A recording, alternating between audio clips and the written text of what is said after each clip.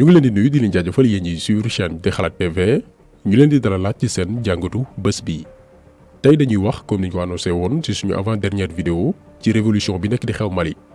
déjà waxoon nañ ci contexte bi jur coup d'état ba fa amoon jëloon ci position ni ñun ñaawlu wuñu coup d'état bu fekkee ni président bañ ko def musul dox ci yite askan wa loolu moo xewoon Mali.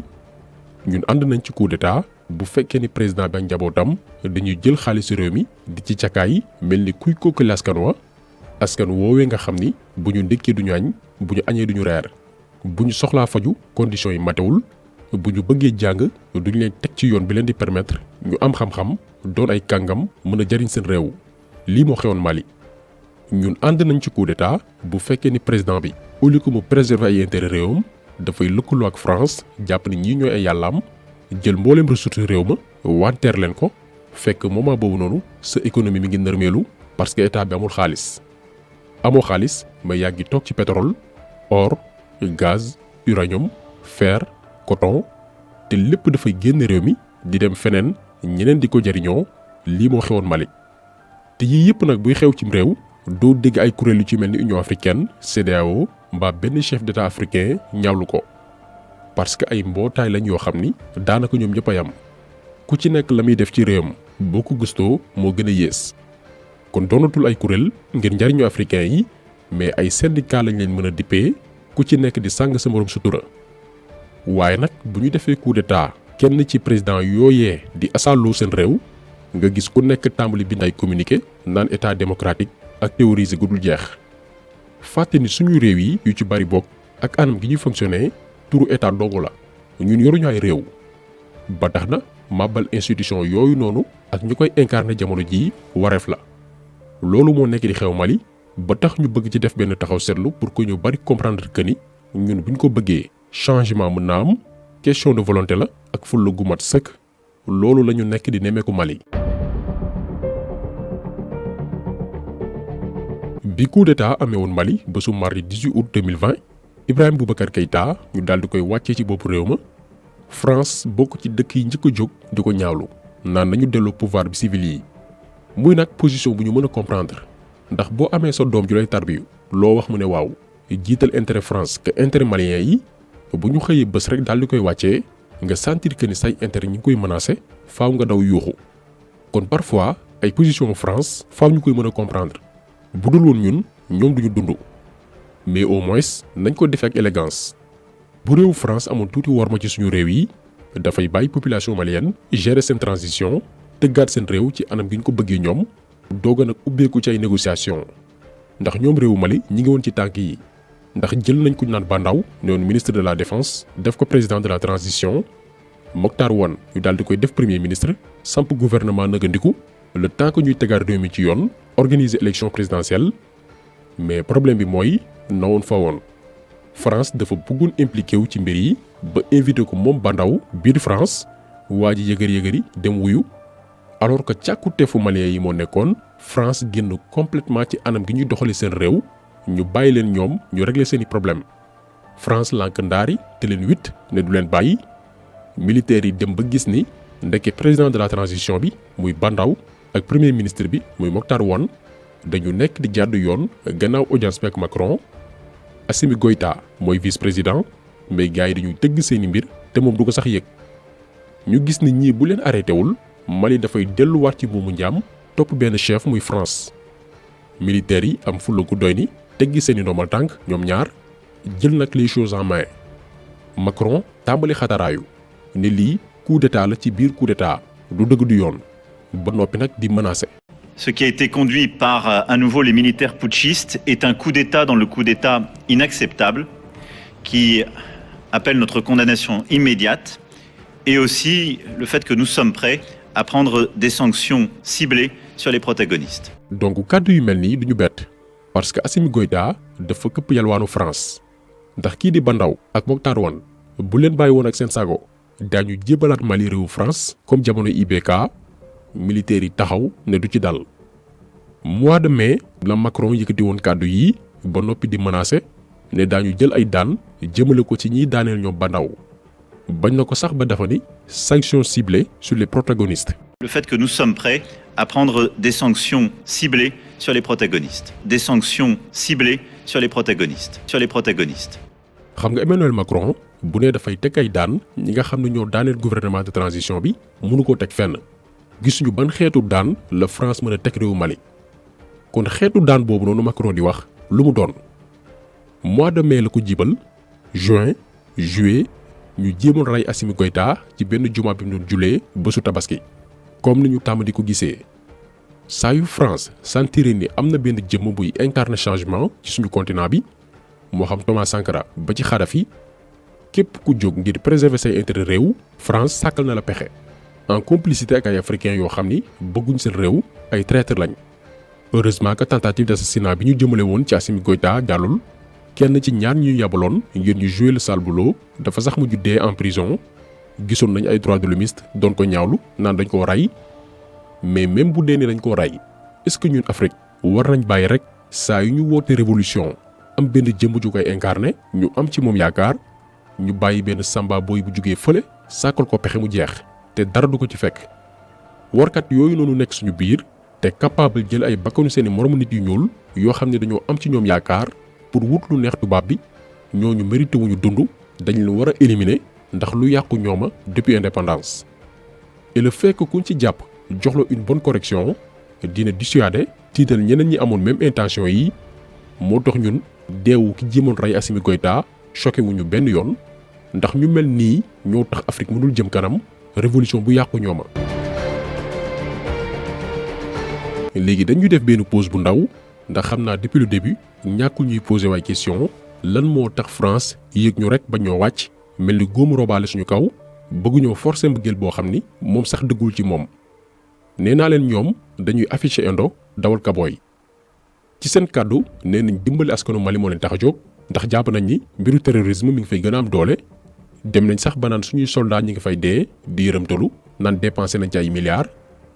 mais lan moo tax France di def lii lépp lii mooy laaj bi. boo jëlee Nord-Mali bi nga xam ne terroristes yi dañ ko song bëgg cee teg loxo dafa dend ak benn partie Niger bi nga xam ni ab société française bu naan Orano ex Areva dafay exploiter ressource bii di uranium lu ëpp juróom fukki at chaque année France génne fa 8000 tonnes uranium pour alimenter 58 réacteurs nucléaires yi nekk France di ci produire énergie boo xam ne bokk na ci li leeral France gépp te bu ñu bàyyi terroristes yi occupé Nord-Mali romb ko jàll Niger kon population bu France ñu ci baree bari dañuy am problème courant lii benn mbir la. beneen lees waxul mooy depuis 2013 malgré li fa soldats français yi nekk lépp taxul wàllum terrorisme di wàññeeku au contraire chaque jour situation bi dafay gën a empiré wu. li média de propagande yu ci mel ni RFI France 24 dul wax te muy am sur le terrain mooy opération Barkhane bi France lancé ngir nee na protéger la zone du Sahel dafa rax ay activités minières illégales yoo xam ni gouvernement du ko yëg askan wi du ko yëg loolu la ñuy wooyee exploitation non officielle maanaam amoo contrat d'exploitation amoo autorisation du accord du signature mais yaa ngi profité ci benn pëccoxoo di sàcc ay ressources jàmbur ndànk-ndànk loolu jaral France mu dem bay rey ay doomi Mali. xam nga France dafa ñëw ne dafay sauver maliens yi mais ci seen opération yi dañuy rey ay doomi Mali janvier 2021 bi ñu weesu rek moo ci mujj armée française rey nañ fukki doomi Mali ak juróom-ñeent ay civils yu deful dara ci village bii di Bunti ñu demandé leen lu waral lii ñu ne ay terroristes lañ doon ciblé lii la France nekkee Mali ba tax na askan wi yëpp àndandoo ne nañu génn seen réew xam nga koo xam ne da nga ne da nga koy dimbali mu dem ba gis li nga nekkee ne la génn leen abal ñu yaaxaati nga war a am jom dem sa yoon mais France dafa lànk ne duñu dem et puis fan ngay xamee ni France dañuy cinéma dëgguwuñu décembre 2019 Macron dafa ni mënatul supporter ñoom ñuy dimbali ay askan di ci ñàkk ay soldats ak seen xaalis ñu wëlbatiku di leen xas mu ne na ci président yi wax war na ñoom ñu xam nuñ def maanaam dem seen yoon. Souhaitent-ils notre présence? Ont-ils besoin de nous? Je veux des réponses claires et assumées sur ces questions. Je ne peux ni ne veux avoir des soldats français sur quelque sol du Sahel que ce soit, alors même que l'ambiguïté persiste à l'égard de mouvements anti-français. gannaaw lii Mali yi ñëw ne leen ñun ñoo leen gën a pare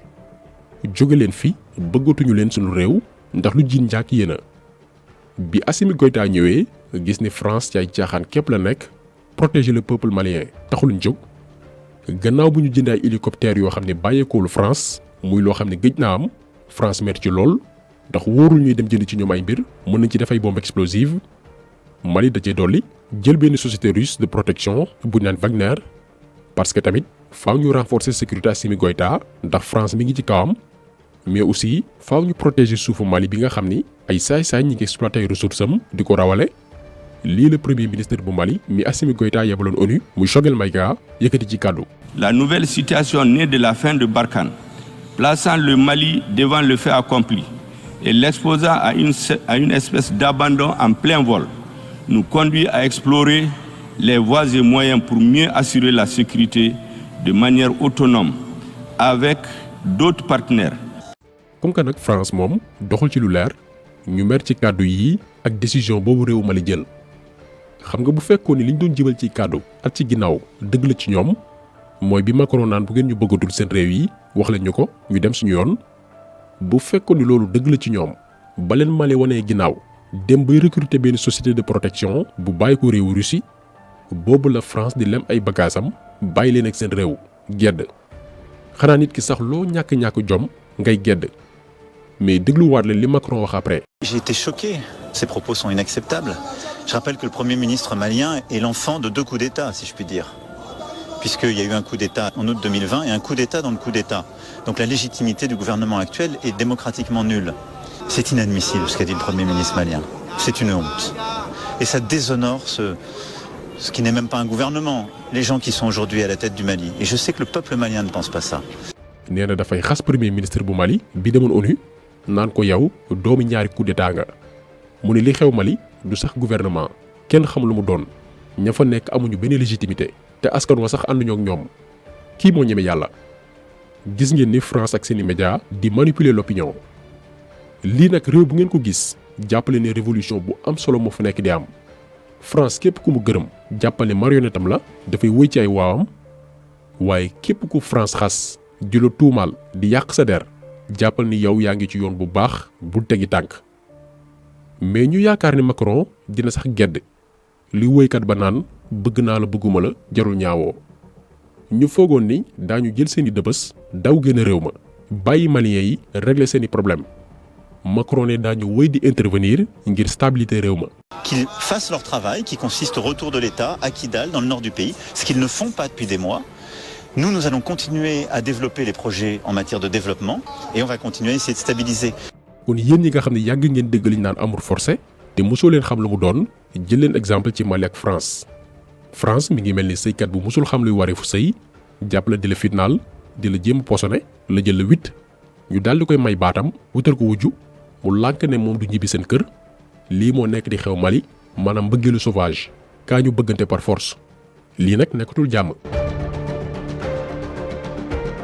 donc jàpp leen ni tànk yi Mali jël mooy stabiliser réew mi d'abord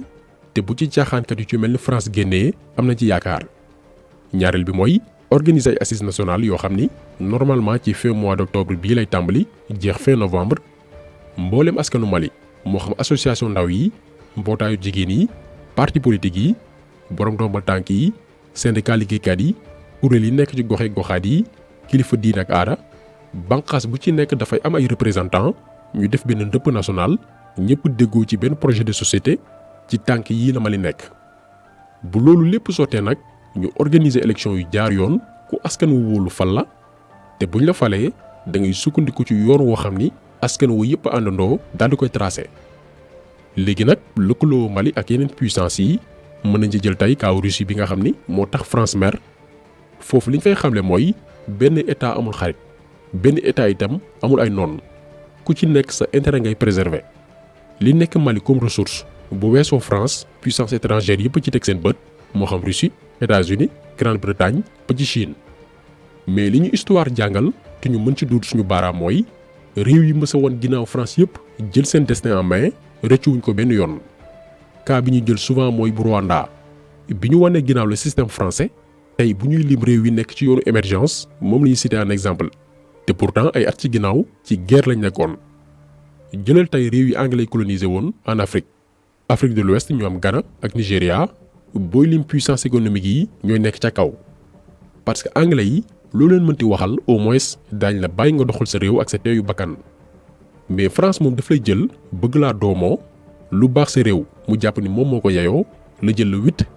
élection bu amee mu ci jéem a dugg di ngémbaay candidat ngir placer ay pion yoo xamante ni dañ ko mën a rendre service lii lañ ne dafay jeex te réew Mali moom foofu la ñu teg seen tànk ñuy ñaan yàlla matali yéene boobu noonu te mu doon ndox bi wala ngaan ci mboolem réew yi ko wër te yàlla musal leen ci pexey France ndax actuellement politique bi France di mëne Mali mooy du ma lekk ci ndab li waaye naa ci xëpp suuf yàq kese moo leen dese moo tax ñun gëm nañ ni bu Mali gënee pare ci wàllum armée ba renforcé wu ba wóolu boppam France bu ñu lànkee ba ñu jógee foofu noonu guerre ak ñoom dafay nekk solution ndax ñu dëgër bopp lañ ñu woowle lañ benn toq jom amuñu ko rax ci dolli sincère ñu kon taxasolu bi tey loolu la woon ñu ngi leen di gërëm di leen jaajëfal di leen di daje incha allah beneen yoon ci beneen jàngat jaa ngeen jëf